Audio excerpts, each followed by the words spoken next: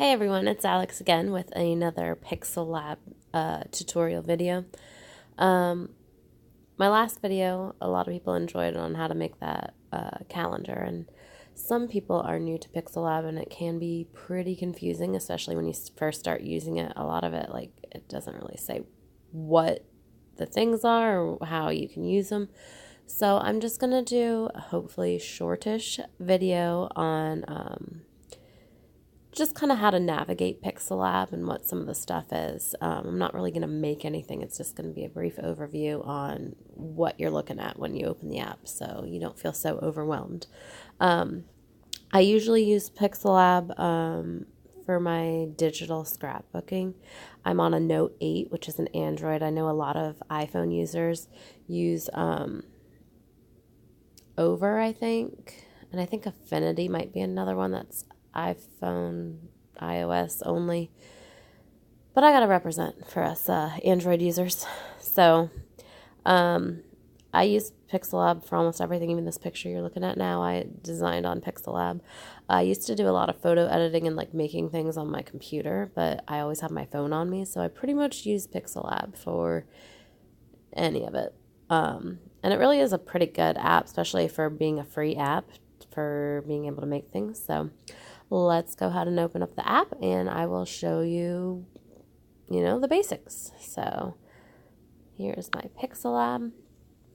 When you open it up, I had to open earlier. It's asking me if I want to recover my last session, which I'm not going to do because I want it to look like this is what it looks like when you open it. If you look and scroll down here on the bottom, it has like these preset things. Like you can click on them and like edit what they already have there. I don't think I've ever used any of those. If anything, if you scroll down to the very end, it will give you a white square. So for a white background.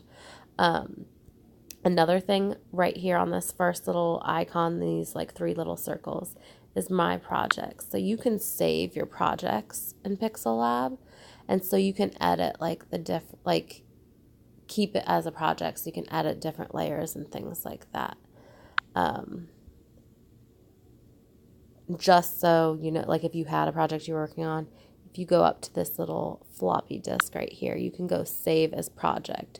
And that's how you get the projects to end up right here. Something you're working on, you want to come back for later, or if it's something you might want to tweak for a different project, you go ahead and save them in there as a project. This next icon right here is for your text. So you can add a text right here. It has in the corner, you can make it bigger and smaller. If there was extra space, if you type edit, it opens up this box. If you hit the trash can, it'll get rid of that part that says new text, and you can just type. Here, use a good time. I'm just going like this so it looks like text so I can show you guys something. You can click this big T, little t. You can make it all capitals or you can make it all lowercase. One thing though is if you typed like proper like capitals and you hit that, then you lose all your correct punctuation. So just FYI. And you click OK, and then here I have my text that I was working. The scroller on the side, you can make it skinnier, you can make it fatter.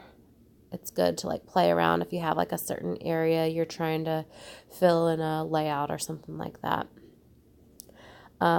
So if you have this A highlighted down here, it'll only work like if you highlight the text you just did, you have all these options. And all of this will affect this text right here. If you click outside of that text box, it unselects it. And so you don't have those options here anymore. You have an option to add more text, and then it comes back, but we don't want to do that. So I'm going to show you, go through the texts. Edit, obviously, you click that, and you can edit like what the text actually says. Delete, I'm not going to press that because it'll delete it. Copy. I like doing that if I have like something that's the same like color and font, and so I don't have to like re-put all of that in. It's good for that. I have this highlighted. In addition to being able to hit the trash can here, you can hit the trash can up there. So I highlighted my text again.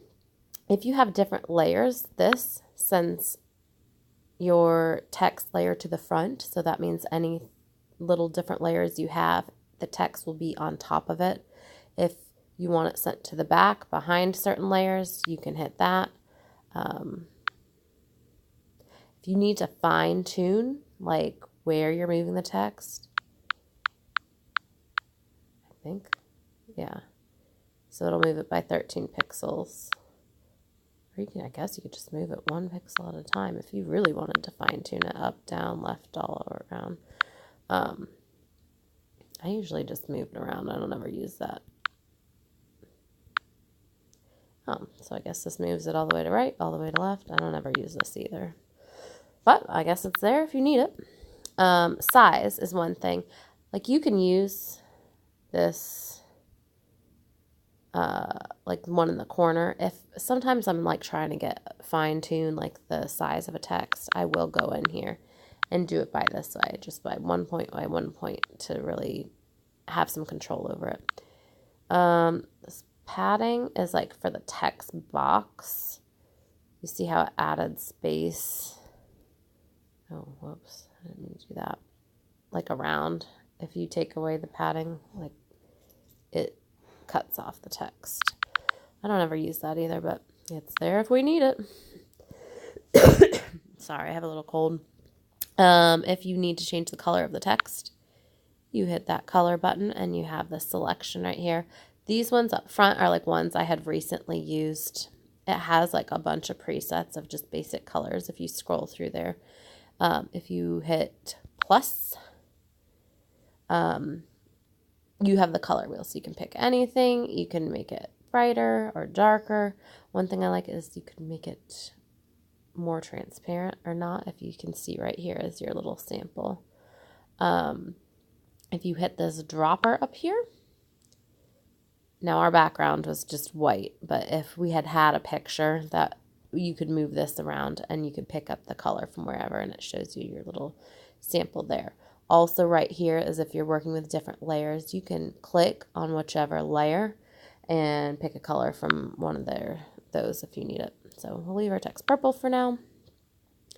And you can just make like certain words purple, I guess. I don't know. It didn't work. We won't worry about that. Texture. I never really messed with this. I'm not sure what that is. I think you can take the texture from a picture. I'm not sure. Opacity, you can kind of do the same thing as you did. You see how it's getting clear. If we had like something behind it, you'd be able to see through this text. Effect shadow. I'm not sure what that is. What is that? I don't know what that is either. Sorry guys, I never used that mask function. Someone probably knows what it is. Font. This is the one you're going to want to know. These are all the preloaded fonts that come with PixelLab. And then all these crazy ones. If you upload fonts, they would be right in here. And you can add fonts by just clicking right there and finding them. I can do another video on that if you guys need to know how to do that. And then like recent fonts that you used. So I will change mine to I Love Christmas. And now we have that beautiful font right there. Style. This one I do use sometimes. You can change certain words to bold, italic, or underline. So let's say we just wanted this word kidding italic. Then you move those sliders so it just highlights that one. And look, then that one went italic. We put a line under it. We bolded it. If you go to a different area on here, like let's say we go to the word home, then you can go ahead and change that one however you want. If you highlight whatever and hit this, like the one with the line through it, it'll send it back to normal. Curve, I think, yeah, it just does it by a line. It makes a big giant curve. I have a lot of text, so I think it's why it's being funky with that. Oh gosh, what did I do? I don't really mess with that one too much either. something I haven't really played with yet. Okay. Background. You can change just the color behind your words. So that one's red, pink. Here again, you can pick your color from here. It's nice that you can change the padding on here because, like, it defaults. Where was it? It defaulted to here, so like you kind of want the color a little bit before your text, so you can mess with that. Mess with all those little settings. Alignment, you're going to want to know how to use that. Right align, center, left align. Spacing. This one I do use sometimes, especially if you like want a good looking text area. You can space out your letters. You see how they're getting wider. When you have cursive text, though, you don't really want them that spaced out because then they lose that cursive look. You could also do just the words, so it moves the space in between the words. I just did that one. Line spacing, this one I do sometimes too. You can make it really close together to get a lot of text in, or if you fill up more area. Stroke, I will show you because I do use this sometimes. Let me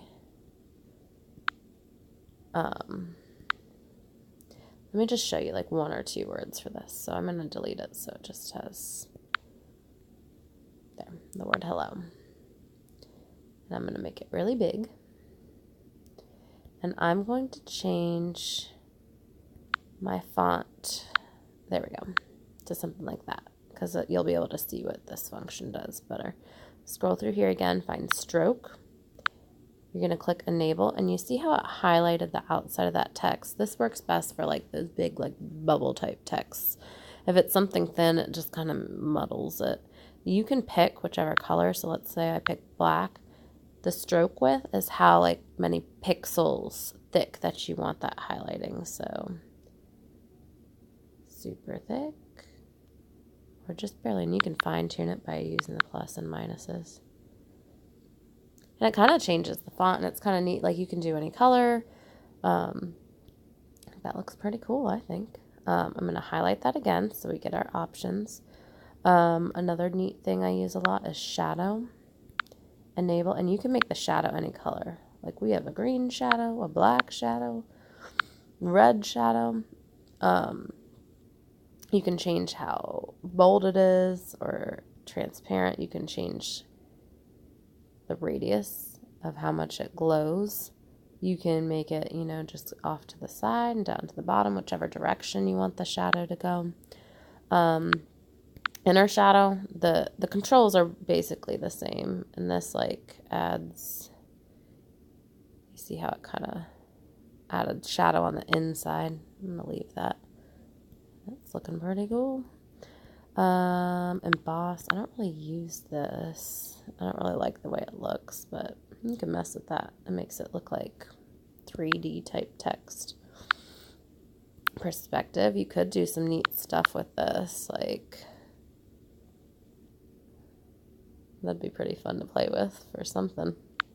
I don't know what, but 3D rotate, flip your word, flip it that way. 3D text.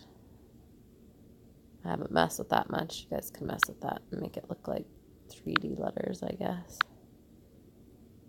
This reminds me of like the old school word art, all of these options.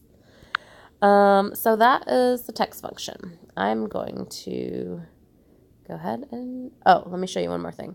Styles right here. You can browse, and these are all the samples of some really ugly text. One thing you can do, like if you find a text you like let's say I really liked this and I wanted to use it on a bunch of pages, which I don't, but let's pretend. You can go to styles right here and save, and it will save it as a style. So if I wanted to use the same kind of text for multiple pages or for a whole book or something like that. It's just a shortcut instead of like having to change the size and the text color and the font and the spacing. Like, you can just save all that. So if you go to browse, and then it has my styles. So there's that ugly one I just saved. I'm going to get rid of that. But these are some that I use frequently. It's just like this black one. It still has the different style on there, but so I think that's it for text. I'm going to go ahead and delete that. So we went through this one, which is your defaults. That is your text. This next icon, you got stickers if you want to use them. These come with the app. I've looked through them before, but I don't really use them. One thing is, like, I feel like they're not even very good vectors, but they're there if you want them. Import. Here's a picture I did of the kids. You could just import your picture right there. And like when we had the font highlighted and you could scroll through and there were all the options, right now I have this object highlighted, this picture. And so if you scroll through, these are all my options that will affect this picture. A lot of them are the same. I can crop it, I can copy, I can move the layer to the front, to the back. I can move the position of where it is. I can change the color of it. A lot of them are similar. And you can just look through and play with them and see what you can do to your objects. I'm going to go ahead and trash that. Draw. I do use this one sometimes. Like, you can draw right on your pictures. You can mess with the different settings on here. You have your little back button. Sorry guys, I'm getting over a cold. Shapes, which I do use pretty frequently. They have the different types of shapes here. Like, you can have an arrow pointing at something. It doesn't look like much right now because I have white on white, but we can turn it black. We can make it a skinnier arrow. We can make it a shorter arrow. We can make it skinny again. Let's say I had multiple things I wanted to point at. Copy, copy, copy. Now we got, more arrows that you can, it's kind of hard to pull tiny things. So there's our multiple arrows. If you hit this back button, it'll undo whatever you did. So that's what I just did.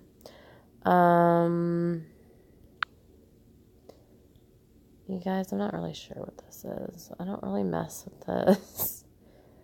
But if you know what it is, that's how you get to it. Is to go right there.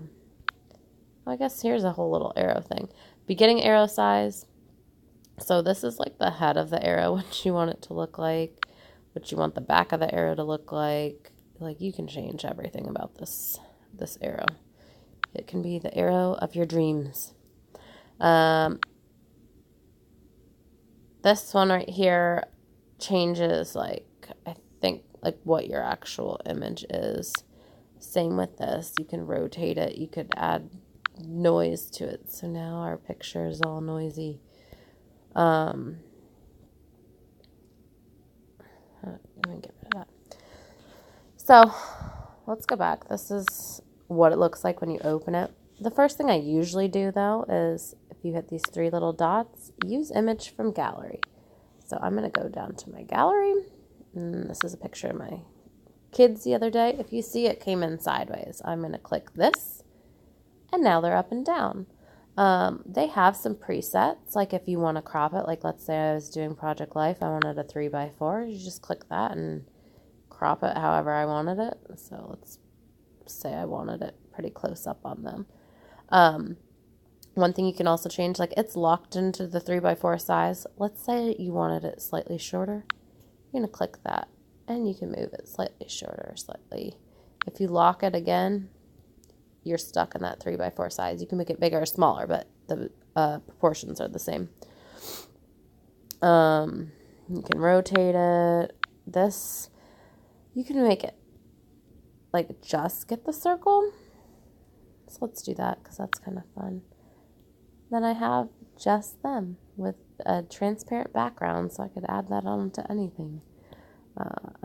When you open up a new one, it automatically gives you new text. Sometimes I just delete it unless I need that little text box. If you want to save your picture, I usually go to export image. You can save it as a PNG or a JPEG. Like how you see this picture right now, how it's got the checkered, that means this background is transparent. If I save it as a PNG, it will stay with that transparent background. So I can add that onto a different layout or something without like boxiness behind it or anything.